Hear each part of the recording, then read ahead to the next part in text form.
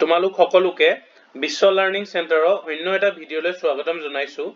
আজি আমি 30/12/2025 তাৰিখে হৈ যোৱা HS প্ৰি ফাইনেল এক্সামিনেশ্যন 2025 চনৰ ইকনমিক্স প্ৰশ্নখনত অহা 1 মাৰ্কছৰ কুৱেশ্যন কেইটা আলোচনা কৰিম আৰু এই কুৱেশ্যন পেপাৰখন নগাঁও বৰ্ডৰ হয়, নগাঁও ডিষ্ট্ৰিক্টৰ হয়। গতিকে তোমালোক সকলোৱে ভিডিঅ'টো শেষলৈকে চাবা। সো প্ৰথম পাৰ্টত আহিছিলে, আজি আহাৰ প্ৰথম পাৰ্ট 8 আহা প্ৰথম কুৱেশ্যনটো আলোচনা কৰিছো। কুৱেশ্যনটো কৈছে যে চৰকাৰী সাহায্যৰ পৰিমাণ বৃদ্ধিয়ে শুদ্ধ পৰোক্ষ কৰ NIT মানে নেট ইনডাইৰেক্ট টেক্সৰ ওপৰত কেনেধৰণৰ প্ৰভাৱ পেলায়, মানে হাউ does a rise in a government subsidy effect the value of net indirect tax, মানে চৰকাৰী সাহায্যৰ পৰিমাণ বৃদ্ধিয়ে শুদ্ধ পৰোক্ষ কৰৰ ওপৰত কেনেধৰণৰ প্ৰভাৱ পেলায়। সো মই লিখি দিছো এনসাৰটো চাবা। চৰকাৰী সাহায্যৰ পৰিমাণ বৃদ্ধিয়ে শুদ্ধ পৰোক্ষ কৰৰ ওপৰত কি প্ৰভাৱ পেলায়? হ্ৰাস পেলায়। চৰকাৰী মানে সাহায্যৰ পৰিমাণ বৃদ্ধিয়ে শুদ্ধ পৰোক্ষ কৰ হ্ৰাস পেলায়। কাৰণ আমি জানো শুদ্ধ পৰোক্ষ কৰ যাক কোৱা হয় NIT নেট ইনডাইৰেক্ট টেক্স, ওলোৱাৰ ফৰ্মুলাটো হ'ল পৰোক্ষ কৰ মানে indirect tax minus subsidy.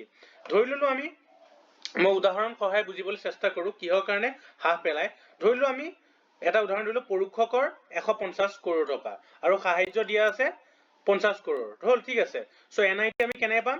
NIT formula অলপত কৈছিলো যে পৰোক্ষ কৰ মাইনাছ সাহায্য মানে indirect tax minus subsidy. So প্ৰথমটো পৰোক্ষ কৰ আছিলে 150 আৰু সাবসিডি সাহায্য আছিলে 50। সো NIT কিমান পালো? 100 কৰোৰ, হয় নে নহয়? সো নেক্সট আকৌ এটা এক্সাম্পল ধৰো আমি। এবাৰ ধৰিছো IT আমি 150 কৰোৰ আছে আৰু সাবসিডিটো আগতে 50 আছিলে, তাৰ পৰিমাণ 100 লৈ বৃদ্ধি কৰিলো, 100 কৰোৰলৈ বৃদ্ধি কৰিলো। সো এতিয়া NIT কিমান পাম? 50 কৰোৰ। মানে কি বুজিলো যে যেতিয়া সাহায্যৰ পৰিমাণ বৃদ্ধি কৰা হয় তেতিয়া NIT শুদ্ধ পৰোক্ষ কৰ কি হয়? হ্ৰাস হয়।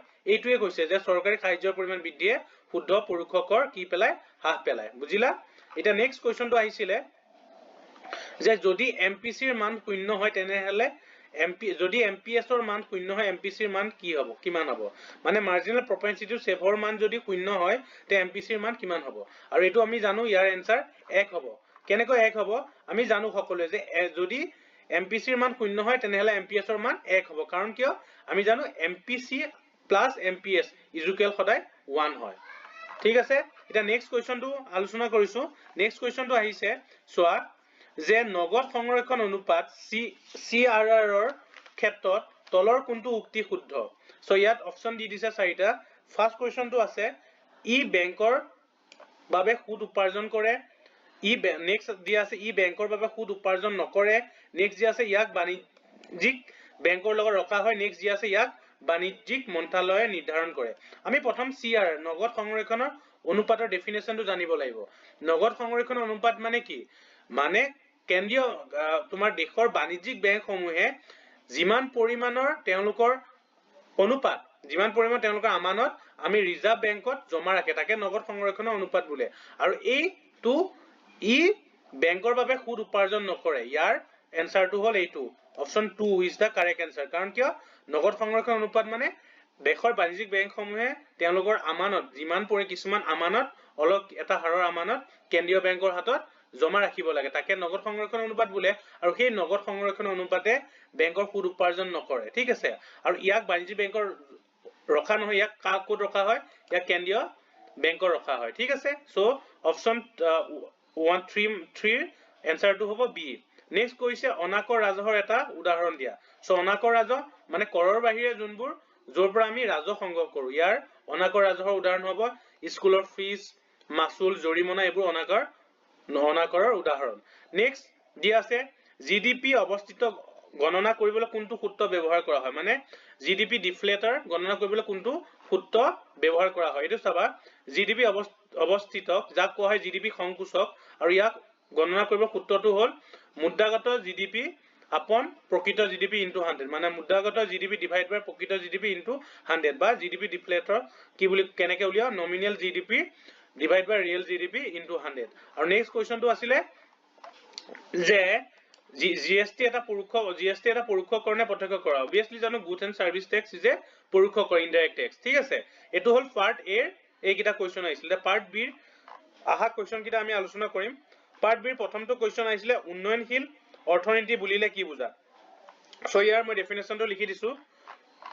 সো উন্নয়নশীল অৰ্থনীতি বুলিলে এনে এখন অৰ্থনীতিক বুজায় য'ত নিম্ন জনমূৰি আয়, লো পাৰ কেপিটা ইনকাম বা সীমিত উদ্যোগীকৰণ, লিমিটেড ইণ্ডাষ্ট্ৰিয়েলাইজেশ্যন আৰু জীৱন ধাৰণৰ মানদণ্ড কম, লোৱাৰ ষ্টেণ্ডাৰ্ড অফ লিভিং, কিন্তু আয়, উদ্যোগ, শিক্ষা, আন্তঃগাঁথনিৰ লাহে লাহে বৃদ্ধিৰ জৰিয়তে অৰ্থনৈতিক আৰু সামাজিক উন্নয়নৰ প্ৰক্ৰিয়া চলি আছে বা প্ৰক্ৰিয়াত আছে। মানে নিম্ন আণ্ডাৰ ডেভেলপ ইকনমি মানে যাৰ যোনখন অৰ্থনীতিৰ নিম্ন জনমূৰি আয় হয় বা উদ্যোগীকৰণৰ পৰিমাণ সীমিত হয় বা জীৱন ধাৰণৰ মানদণ্ড কম হয়, কিন্তু লাহে লাহে সেইবোৰৰ অৰ্থনৈতিক সামাজিকভাৱে লাহে লাহে উন্নয়ন হৈ আছে। আয়, উদ্যোগ, শিক্ষা, আন্তঃগাঁথনি লাহে লাহে ইনক্ৰিজ হৈ আছে, তাকে উন্নয়নশীল আণ্ডাৰ ডেভেলপ ইকনমি বুলি কোৱা হয়। এক্সাম্পল আমাৰ ইণ্ডিয়া। নেক্সট কুৱেশ্যন আহিছে, what does the LPG stand for economic reforms? মানে অৰ্থনৈতিক সংস্কাৰৰ LPG বুলিলে কি বুজা? আমি জানো অৰ্থনৈতিক সংস্কাৰৰ LPG বুলিলে কি বুজো? সো L মানে লিবাৰেলাইজেশ্যন, যাক কোৱা হয় উদাৰীকৰণ, P মানে প্ৰাইভেটাইজেশ্যন, মানে যাক কোৱা হয় ব্যক্তিগতকৰণ, আৰু G মানে গ্লোকীকৰণ বা গ্লোবেলাইজেশ্যন বা বিশ্বায়ন বুলি কোৱা হয়। ঠিক আছে, নেক্সট কুৱেশ্যন আহিছিলে যে ফৰত আছে এছাৰচেশ্যন দিয়া আছে, দাবী দিয়া আছে ভাৰতৰ সন্মুখত নিবনুৱা এটা গুৰুত্বপূৰ্ণ সমস্যা, এইটো সঁচা। কাৰণটো দিয়া আছে কৰ্মসংস্থাপন সৃষ্টি কৰা উদ্যোগসমূহৰ বৃদ্ধিৰ গতি শ্ৰমিকৰ বৃদ্ধিৰ গতিৰ তুলনাত কম হয়। The growth of job creating industry is lower than the growth of labour force. ইয়াৰ এনচাৰটো কোন হ'ব? ইয়াৰ এনচাৰটো হ'ব এইটো, এ আৰু আৰ দুইটাই সঁচা, কিন্তু আৰ হৈছে এৰ সঠিক বিৱৰণ। ঠিক আছে, এইটো অপশ্যন এ শুদ্ধ উত্তৰ। নেক্সট কুৱেশ্যন দিছে যে ভাৰত, চীন আৰু পাকিস্তানৰ মাজত কোন দেশৰ মানৱ উন্নয়নৰ সূচকাংকৰ ক্ষেত্ৰত শ্ৰেষ্ঠ? মানে এই তিনিটাৰ ভিতৰত হিউমেন ডেভেলপমেণ্ট ইণ্ডেক্সৰ ভিতৰত কোনখন দেশ সকলোতকৈ শ্ৰেষ্ঠ স্থানত আছে? সো ইয়াৰ এনচাৰ হ'ব চীন। মই কিছুমান ডাটা দি দিছো, পৰীক্ষাত এই ডাটাকেইটা আহি থাকে, সো দি দিছো। বৰ্তমান ভাৰত, চীন আৰু পাকিস্তানৰ মাজত মানৱ উন্নয়নৰ সূচকাংকৰ ক্ষেত্ৰত স্থান সকলোতকৈ ওপৰৰ স্থান আছে চীনৰ, আৰু চীনৰ স্থান 78 ৰেংক পাইছে আউট অফ 193 কাণ্ট্ৰিজ, আৰু এইটো 2024 to 2025 ফাইনেন্সিয়েল ইয়াৰৰ এইটো ডাটা হয়। আৰু ভাৰতৰ স্থান পাইছিলে 130, তোমাৰ ৰেংক পাইছিলে 193 কাণ্ট্ৰিজৰ ভিতৰত, আৰু ইয়াৰ ডাটা 2024 to 2025 ফাইনেন্সিয়েল ইয়াৰৰ ভিতৰত। আৰু পাকিস্তানৰ ৰেংকটো আছিলে 168। আৰু এই ভাৰতৰ কিমান ৰেংক আছিলে এইটো ফাইনেন্সিয়েল ইয়াৰ চাই ল'বা। আৰু এটা দি দিছো ইয়াৰ আগত 2023 পৰা 2024 ফাইনেন্সিয়েল ইয়াৰত ভাৰতৰ স্থান আছিলে 134। ঠিক আছে, নেক্সট কুৱেশ্যন আহিছে যে আমদানি বিকল্পীকৰণ বুলিলে কি বুজা? ইম্পৰ্টেড সাবস্টিটিউশন বুলিলে কি বুজা?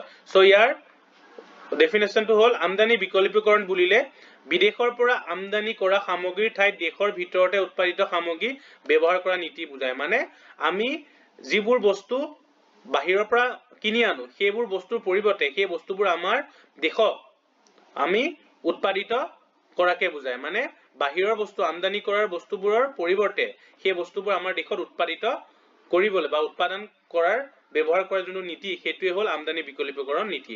আৰু পাৰ্ট এ আৰু পাৰ্ট টিত নগাঁও ডিষ্ট্ৰিক্টত আমাৰ প্ৰি ফাইনেল এক্সামিনেশ্যন এইকেইটাই কুৱেশ্যন আহিছিলে। সো নেক্সট ভিডিঅ'ত আমি 2 মাৰ্কছ আৰু 2 মাৰ্কছৰ অহা কুৱেশ্যন কেইটা আলোচনা কৰিম। ঠিক আছে, যদি ভিডিঅ'টো ভাল লাগিছে প্লিজ চেনেলটো লাইক, শ্বেয়াৰ, ছাবস্ক্ৰাইব কৰি দিব। ধন্যবাদ।